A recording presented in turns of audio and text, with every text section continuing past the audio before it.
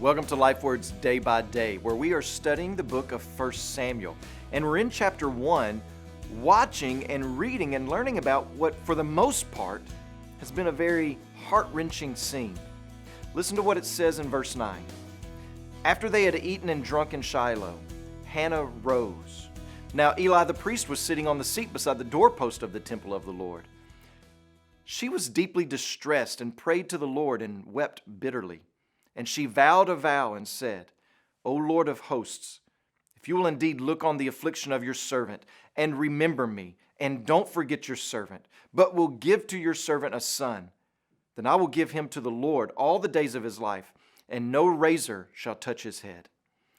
As Hannah continues to pray, another person that we were introduced to earlier enters the scene. It is Eli the priest.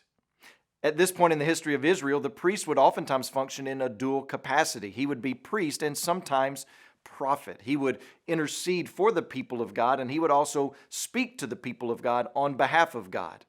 And the story tells us that Eli is sitting at the gate of the temple, most likely overseeing the activities that are taking place in the temple.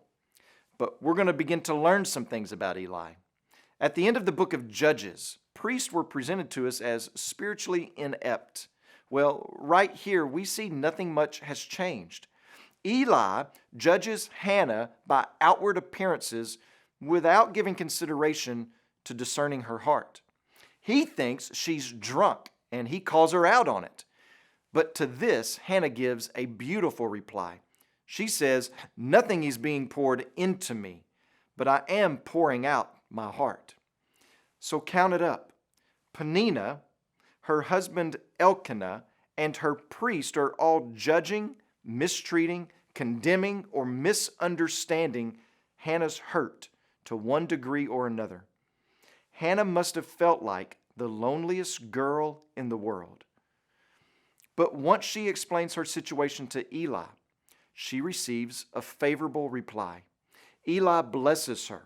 After all, he's still the priest of God, and he says that the God of Israel will grant her request. And we know how the rest of the story goes. She walks away, no longer sad. She goes home, and in the natural course of events, she gives birth to a boy named Samuel.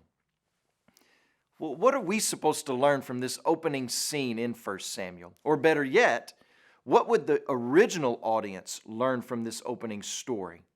Is this a story that teaches us that God always answers our prayers if we're sincere enough, if we're miserable enough? Well, I want to help us see three truths about Hannah's God, who is the God that we worship, and why we must be humble before Him. But you have to come back day by day to get that scoop. As you pray today, please remember Yairo Bonilla and his family, our Changemaker missionaries in Costa Rica. And also remember the Garifuna Life Word broadcast that's heard throughout Belize, Guatemala, and Honduras.